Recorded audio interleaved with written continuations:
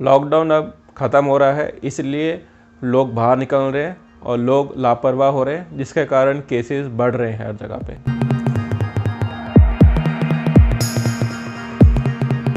नमस्कार, welcome back to our channel doctor साहब। India के अंदर लॉकडाउन अब खुल गया है। लोग सड़कों पे आ रहे हैं, लोग मॉल्स में जा रहे हैं, हर जगह घूम रहे हैं, पार्क में हो गए, रेस्टोरेंट में जा रहे हैं, हर जगह जा रहे हैं। लेकिन क्या वो प्रॉपर सैनिटाइजेशन टेक्निक फॉलो कर रहे हैं? क्या वो मास्क पहन रहे हैं?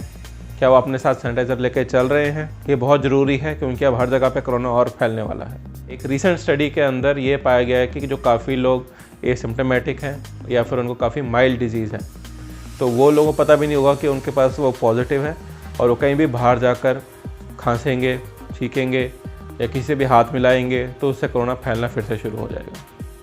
आपको प्रॉपर प्रिकॉशंस रखनी है अभी भी, चाहे वो लॉकडाउन हो या ना हो।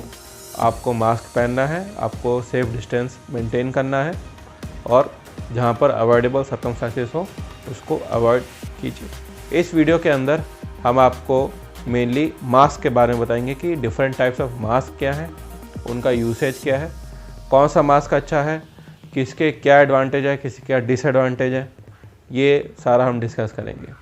मार्केट में आपको बहुत सारे मास्क मिल जाएंगे, लेकिन मूल तौर पर मास्क सिर्फ 3 तरीके के हैं। पहला कपड़े वाला मास्क, दूसरा एक मेडिकल मास्क, तीसरा एक N95 मास्क। N95 मास्क को आप 2 कैटेगरी में और डाल सकते हो, एक वाल्व वाला और एक विदाउट वाल्व वाला। तो हम पहले बताएंगे कपड़े वाले मास्क के बारे में, यानी कि क्लॉथ मास्क। ये कुछ इस तरह का दिखता है, जो कि कपड़े से बना होता है। ये एक क्लॉथ मास्क है। अब इसके लोगों ने क्या किया है, सिर्फ एक कपड़ा लिया है, उसके साइड पे इलास्टिक लगा दिया है और ये बन गया मास्क। लेकिन नहीं, ऐसा मास्क आप बनाओगे तो फिर ये कोई फ़ायदा नहीं है मास्क पहनने का। इसके कुछ क्राइटेरियाज़ हैं जो WHO ने ले डाउन किए हैं, वो मैं आपको बताने वाला हूँ कि अगर आपको मास्क बनाना है घर पे तो कैसे बनाया जाए।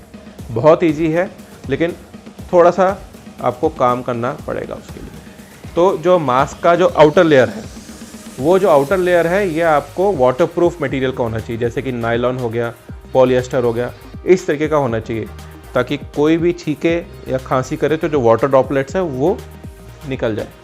ये बहुत ज़रूरी मैंने कि आउटर जो कवर है वो आपको इस मटेरियल का होना चाहिए। जो अंदर का मटेरियल है ये कॉटन का होना चाहिए, ताकि अगर आप छींके या आप खांसे तो वो एब्जॉर्ब कर लिया जाए इसके अंदर। और ये 2 प्लाई का है, यानी कि 2 है, एक आगे एक पीछे। WHO रिकमेंड करती है कि ये 3 लेयर का होना चाहिए। तो आगे की लेयर हो गई आपकी पॉलिएस्टर की या नायलॉन की, अंदर की लेयर होगी कॉटन की, एक बीच की लेयर जैसे आपकी पॉकेट होती है, एक आगे का, एक पीछे का और एक बीच का। बीच वाले में आप कोई भी एक ट्रांसपेरेंट मटेरियल जैसे कि कॉटन की एक पतली लेयर जैसे कि रुमाल होता है, वो एक लेयर काट के उसके बीच में लगा दें, तो वो प्रॉपर क्लॉथ मास्क होगा और उसकी इफेक्टिवनेस काफ़ी बढ़ जाएगी। तो ये बहुत ज़रूरी है आपको। और वो एक ट्रिपल लेयर मास्क होगा। तो ये आपको, अगर आप मास्क बना रहे हैं या घर पे आप मास्क बनाना चाहते हैं, तो आपको इस चीज़ों का ध्यान रखना है कि ये मास्क कैसे बनाया जाए। ये फॉलो करना बहुत ज़रूरी है। ये है एक क्लॉथ मास्क। और जब भी आप क्लॉथ मास्क जो बनाएंगे कपड़े वाला, मेक श्योर करना कि वो लाइट रंग का हो, ताकि गंदा हो जाए तो आपको दिखना चाहिए कि गंदा हो गया है। अगर आप कोई डार्क रंग का बनाओगे तो पता नहीं चलेगा कि गंदा हुआ है कि नहीं हुआ। तो जैसे ही अगर लाइट मास्क गंदा हो, तुरंत उसको धो के आप दोबारा इस्तेमाल कर सकते हैं। अब ये जो कपड़े वाला मास्क है, ये किस लोगों को पहनना है? जब आप घर से बाहर निकलेंगे ग्रोसरीज लेने में या कहीं शॉपिंग करने जाएंगे, तो आपको ये वाला मास्क पहनना ज़रूरी है, क्योंकि ये बैरियर की तरह एक्ट करेगा। लेकिन जो लोग 60 साल से ऊपर हैं या जिनको डायबिटीज़ या ऐसे कोमॉर्बिडिटीज़ हैं, उनके लिए ये वाला मास्क रिकमेंडेड नहीं है। ठीक है, उनके लिए आपका ये सर्जिकल मास्क या फिर ये मेडिकल मास्क कहा जाता है, ये वाला ज़रूरी है इस्तेमाल करना। ठीक है, ये भी एक बैरियर की तरह एक्ट करेगा। इसका मटेरियल ऐसा है कि ये बैक्टीरिया को या वायरसेस को फिल्टर करेगा, और इसको पहनना ऐसे है कि आपको नाक और मुंह दोनों कवर होने चाहिए। ऐसे नाक और मुंह दोनों कवर होंगे तभी इसका फ़ायदा है। अगर आप अकेला मुंह को कवर करेंगे तो फ़ायदा नहीं है। अगर आप ऐसे भी रखेंगे तब भी इसका कोई फ़ायदा नहीं है। इसको हमेशा ऐसे रख के यहाँ दबाना है। यहाँ पर एक मेटल वो वायर होती है जो कि आपके नाक का शेप ले लेगी। तो ये आपको बहुत ज़रूरी है कि आपको ऐसे पहनना है ये वाला मास्क। तीसरा जो मास्क है, ये वाला मास्क हेल्थ केयर फैसिलिटी में यूज़ होता है और हेल्थ केयर वर्कर्स के लिए है। जैसे कि आप हॉस्पिटल में काम करते हैं या आप डॉक्टर हैं और आप हॉस्पिटल में काम कर रहे हैं, तो उस समय आपका ये N95 मास्क काम आएगा। तो ये उन लोगों के लिए है जो सिर्फ हॉस्पिटल में काम करते हैं। बाकी लोगों के लिए, जो जनरल पॉपुलेशन है, वो कपड़े वाला मास्क इस्तेमाल कर सकती है, या फिर जो 60 ईयर से अबव हैं वो ये मेडिकल मास्क इस्तेमाल कर सकती है। लेकिन जो N95 मास्क है वो सिर्फ डॉक्टर्स के लिए है। वो मैं बताऊंगा आगे एक वीडियो में कि वो क्यों डॉक्टर्स के लिए है। ये जो है मास्क, ये N95 मास्क होता है। इसमें ट्रिपल लेयर होता है, लेकिन इसमें काफ़ी प्रोटेक्शन होती है और ये मास्क एक्सपेंसिव भी आता है। अब ये हॉस्पिटल में क्यों यूज़ होता है वो मैं आपको बताता हूँ। ये मास्क पहनने के बाद आपको सफोकेशन होती है, और इसीलिए अगर आप चलेंगे, जैसे आप शॉपिंग कर रहे हैं, कहीं बाहर जा रहे हैं, चल रहे हैं, तो आपको ज़्यादा थकान महसूस होगी और आपको ऐसा लगेगा कि सांस नहीं आ रहा है। ये मास्क तभी पहनना है जब आपको एक जगह खड़े होकर, एक जगह बैठ के आपको पेशेंट देखना है, तो आप इसका इस्तेमाल कर सकते हैं। ये एक प्रॉपर N95 मास्क है। एक और मार्केट में आता है जिसके अंदर एक वाल्व होता है। ये वाल्व वाला मास्क आजकल बंद हो गया है। इसका रीज़न ये है कि जब आप ऐसे लगाते हैं तो आप जब सांस बाहर निकालते हैं तो ये वाल्व खुल जाता है, जब सांस अंदर लेंगे तो ये वाल्व बंद हो जाएगा।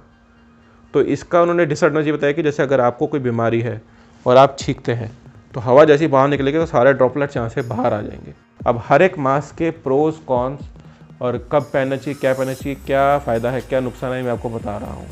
सबसे पहले हम डिस्कस करेंगे ये कपड़ा वाला मास्क। ये कपड़ा वाला मास्क बहुत सस्ता है, हर कोई इसका इस्तेमाल कर सकता है। इसका एडवांटेज ये है कि इसको हम धो के बार बार इस्तेमाल कर सकते हैं। धोना कैसा है, इसके अंदर का जो आपने मटेरियल रुमाल है उसको निकाल दो, उसको अलग से धो दो या उसके अंदर रहने दो।